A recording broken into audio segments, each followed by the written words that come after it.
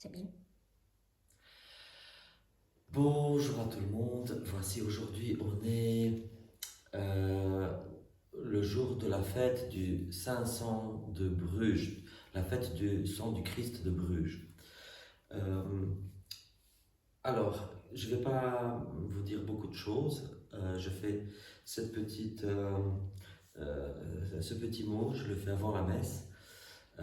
Qu'est-ce que je vais vous dire à propos de ça? La fête d'aujourd'hui, c'est la fête de l'entrée d'une relique présumée du sang du Christ dans la ville de Bruges. Donc, Thierry d'Alsace, comte de Flandre, a reçu du patriarche de Jérusalem une fiole qui prétendument contenait un reste du sang du Christ qui aurait été récolté sur le bois de la croix. Vous vous souvenez que hier c'était la fête de la Sainte Croix, de la découverte de la Sainte Croix.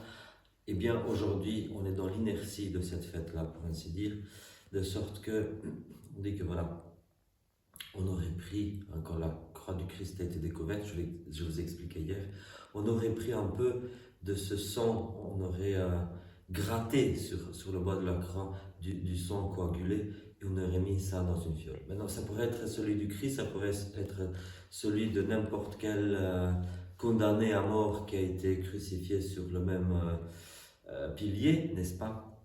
Mais ce n'est pas ça qui est important. Il y a deux choses qui sont importantes, pour ainsi dire. La chose théologique avant tout. Cette fête tombe très bien dans le temps pascal. Euh, donc, une fête du sang du Christ, c'est-à-dire un jour pendant lequel on médite sur le fait que nous avons été rachetés par le sang du Christ.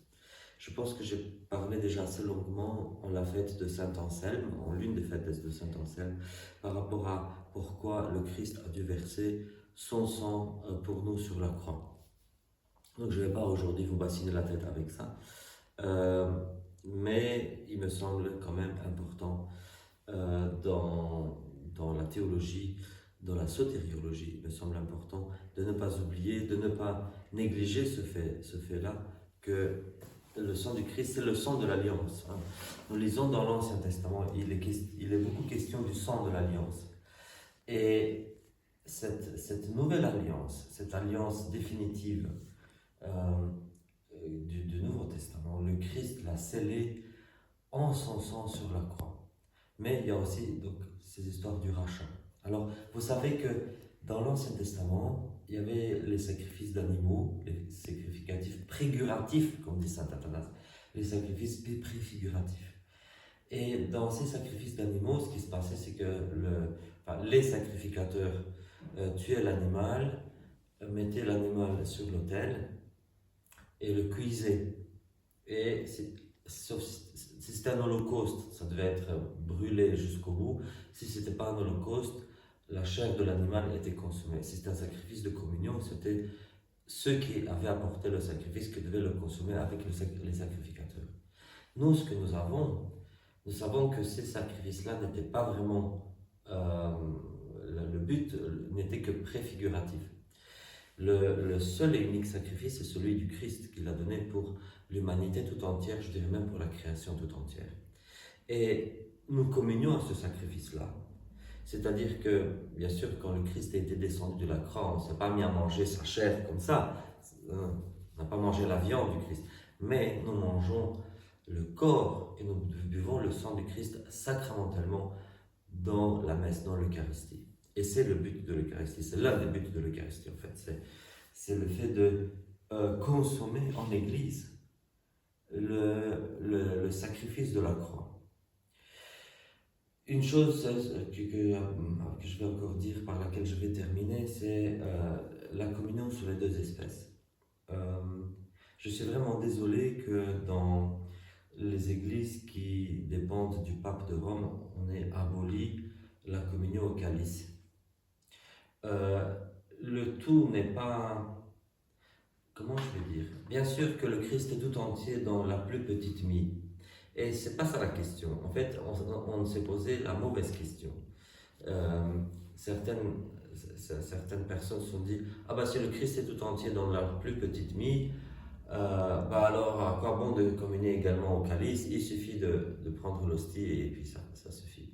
Moi, je pense que la question n'est pas justement ça. C'est pas seulement la question de mettre le Christ dans mon corps. Bien sûr, c'est ça aussi, mais le fait de manger littéralement, l'acte de modification et le fait de boire le sang du Christ au calice, c'est un acte. L'Eucharistie n'est pas quelque chose de figé, ce n'est pas quelque chose de statique. L'Eucharistie est quelque chose de dynamique. Donc, voilà, c'est pour ça que prendre le calice et littéralement boire, ou par intention, je pense que c'est important, non pas pour la validité, mais pour tout simplement suivre le commandement du Christ et tout simplement avoir comment je veux dire, le signe le signe sacramentel l'avoir de façon complète. Dans les églises orientales comme dans l'anglicanisme et le luthéranisme, on a énormément insisté sur le calice. Déjà les hussites avaient insisté beaucoup sur le calice. Et je suis vraiment au regret de voir que pendant le Covid, pendant l'épidémie, il y a eu des évêques anglicans qui ont tout simplement donné un coup de pied à toute la théologie anglicane autour du calice, uniquement parce que le Covid. Il y aurait moyen de donner la communion sur les deux espèces de meilleure façon. Et ça, c'est fait dans d'autres églises anglicanes, dans d'autres communautés. Par intention, il n'y a aucun souci, on aurait pu donner la communion. Donc j'encourage tous les confrères prêtres et diacres, dans la mesure du possible, ne privez pas le peuple du calice, du sang du Christ. On est toujours dans le temps pascal. Il nous reste une bonne semaine encore du temps de la résurrection. Et je vous dis, le Christ est ressuscité. Il est vraiment ressuscité.